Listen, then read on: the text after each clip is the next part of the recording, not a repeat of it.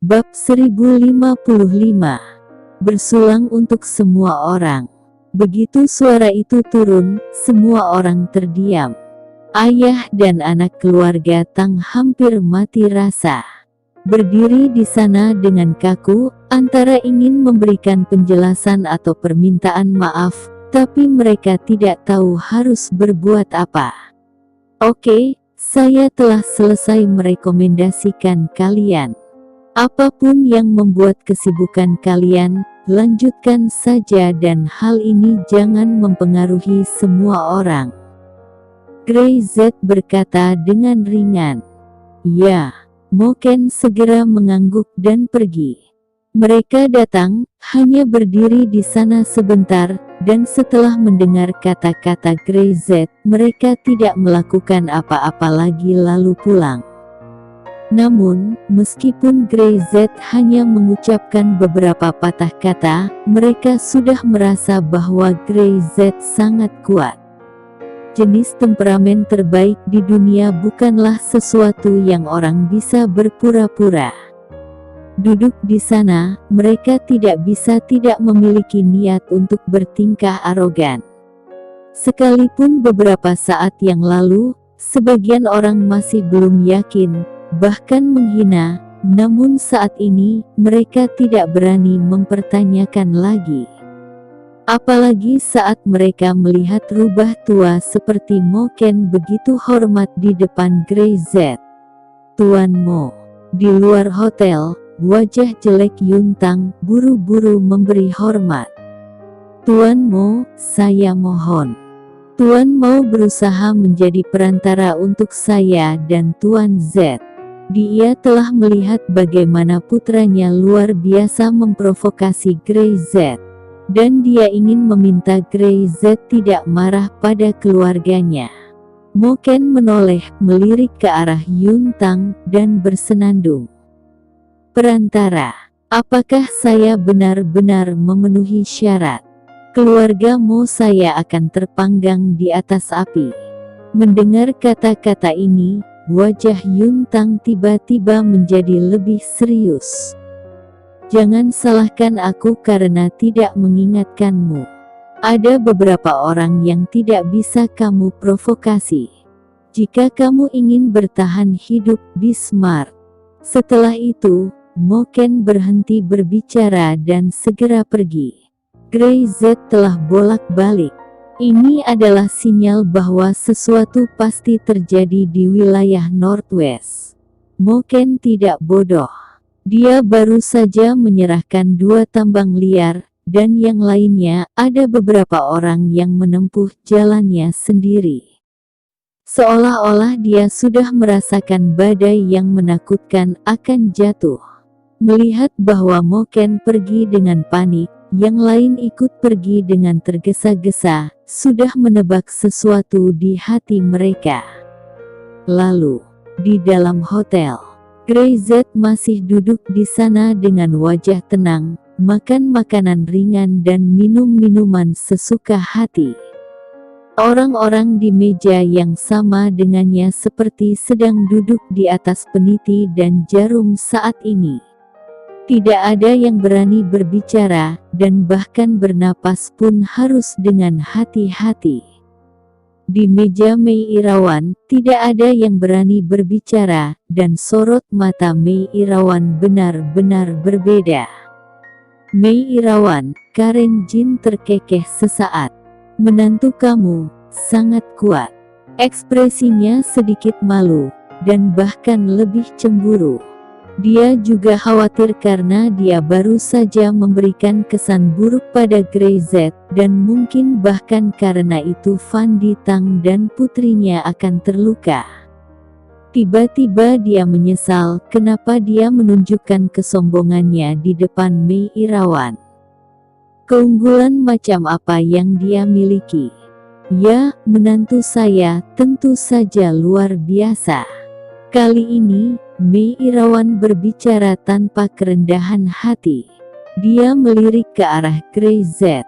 Kamu bisa mengatakan bahwa aku tidak baik, tetapi menantu laki-lakiku, kamu tidak bisa mengatakan hal yang buruk. Karen Jin tidak berani berkata apa-apa, duduk dengan sikap patuh, dengan kaki menyatu, dan dia tidak berani bergerak lagi. Grey Z, teriak Mei Irawan. Bu. Grey Z segera berdiri dan berjalan ke Mei Irawan, tetapi dia tidak memiliki ekspresi acuh tak acuh seperti saat berbicara dengan Mo Ken dan yang lainnya. Ini semua adalah teman lama ibu. Aku membawamu ke sini hari ini untuk mengenal mereka. Kamu adalah seorang junior, dan kamu harus bersulang untuk mereka. Mendengar ini, semua orang di meja berdiri. Mereka terpana.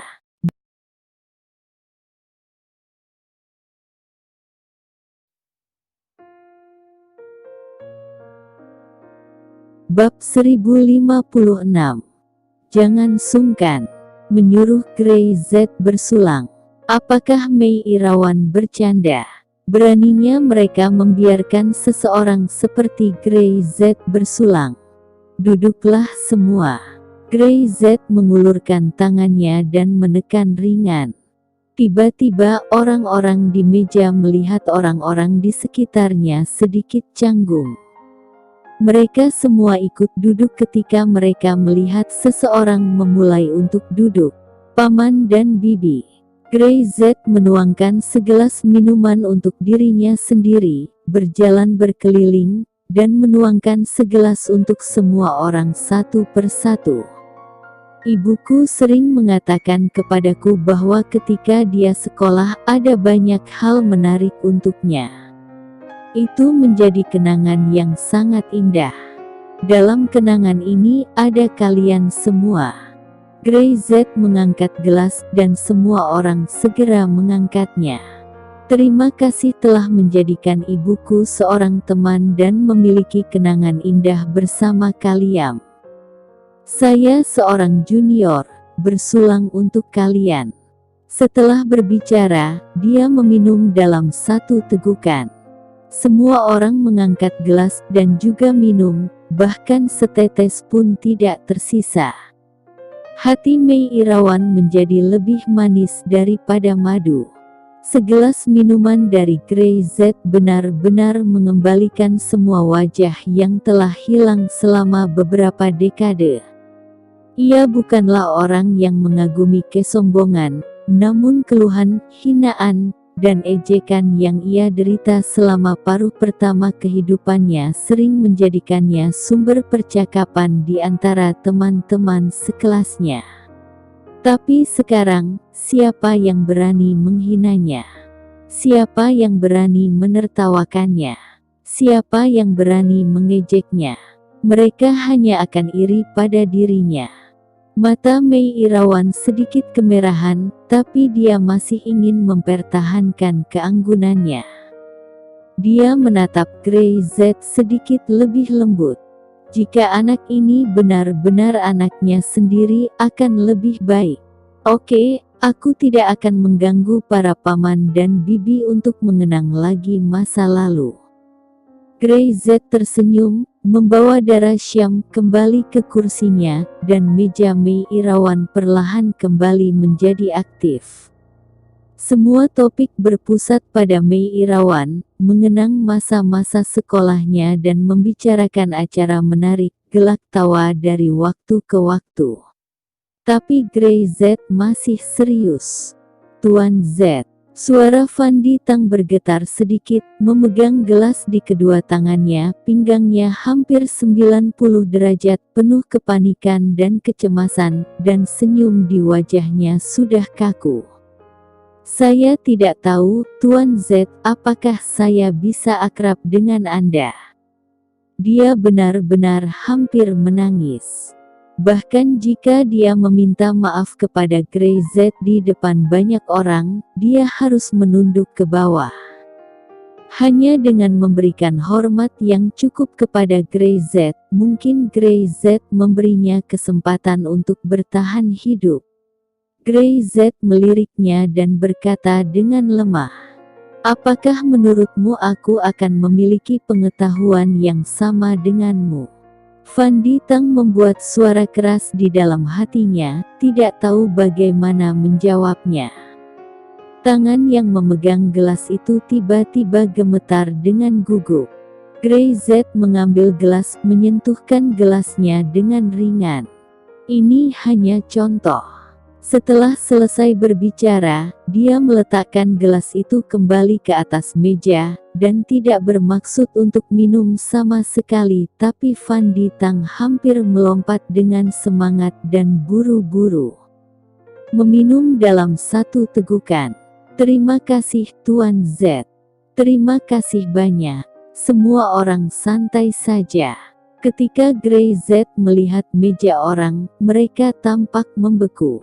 Mereka tidak berani berbicara atau bahkan bergerak. Ini akan terlalu membosankan. Teruslah minum.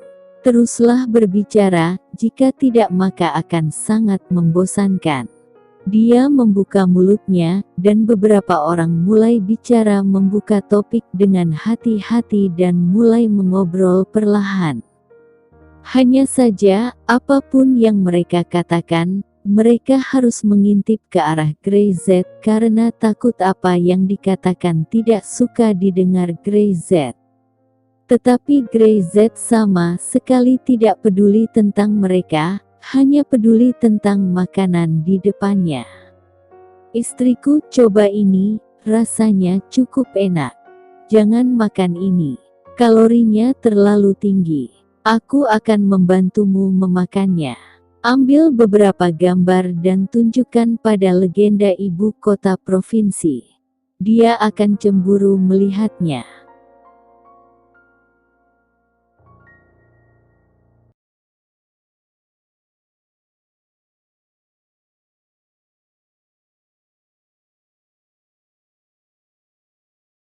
Bab 1057. Tindakan besar Rian di wilayah barat laut. Grey Z dan lainnya berjalan keluar dari hotel, dan sekelompok orang melihat mereka di belakang mereka. Semuanya, selamat tinggal. Mei Irawan tersenyum. Saya sangat senang bertemu dan mengobrol dengan kalian hari ini. Jika punya waktu, pergilah ke rumah saya di Rose City untuk duduk dan cerita. Bagus, bagus pasti. Mei Irawan, perhatikan keselamatan di jalan. Beritahu kami jika sudah tiba. Dara Syam, kamu akan menjaga ibumu, agar kami memiliki kesempatan untuk bertemu denganmu lagi. Setelah mengobrol sebentar, Grey Z membawa Mei Irawan dan Dara Syam pergi. Sepanjang jalan, Mei Irawan penuh dengan senyuman, tertawa dari waktu ke waktu, dan tidak tahu apakah dia bersenang-senang. Grey Z dan Dara Syam melihat ke kaca spion dan mereka tidak tahu apa-apa dan tidak berani bertanya. Grey Z, hah, makanan hari ini, kamu mau makan apa? Saat ibu kembali, ibu akan belajar memasaknya untukmu. Ketika Mei Irawan berkata, Dara Syam benar-benar menjadi cemburu. Apakah dirinya tidak mendapatkan wajah untuknya? Ibu ini, keeksentrikan Anda semakin buruk dan lebih langsung sekarang. Sebelumnya masih sedikit tersembunyi. Sekarang Anda berada tepat di depan putri sendiri dan Anda tidak peduli dengan putri Anda. Selama itu masakan ibu, aku suka memakannya dan tidak akan menyisakannya. Anak baik, Mei mengangguk. Dara Syam benar-benar diam saja. Dia mengeluarkan ponselnya, melihat sekilas ke tiket, dan kemudian melihat saldo di kartu banknya. Dia lalu memikirkan kemana dia bisa pergi jika dia kabur dari rumah, dan berapa lama dia akan menghabiskan uangnya. Rumah ini telah sepenuhnya ditempati oleh Grey Z. Maka dia akan menduduki Grey Z. Grey Z menyuruh Mei Irawan dan Dara Syam kembali ke hotel untuk beristirahat, berencana pergi ke kebun lagi di sore hari, memetik buah, dan keluar jalan-jalan. Dan sisi lainnya, Moken bergegas pulang.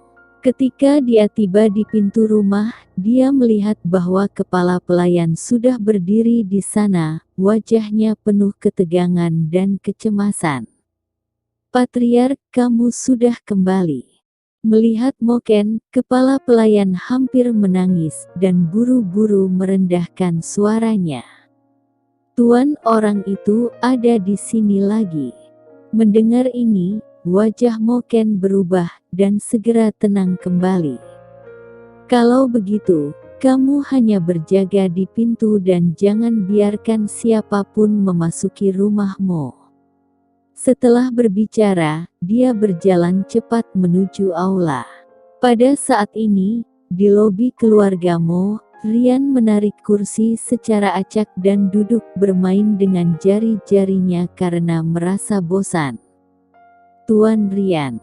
Moken buru-buru melangkah maju dan berkata, "Maaf membuat Tuan Rian menunggu terlalu lama." Dia sedikit khawatir.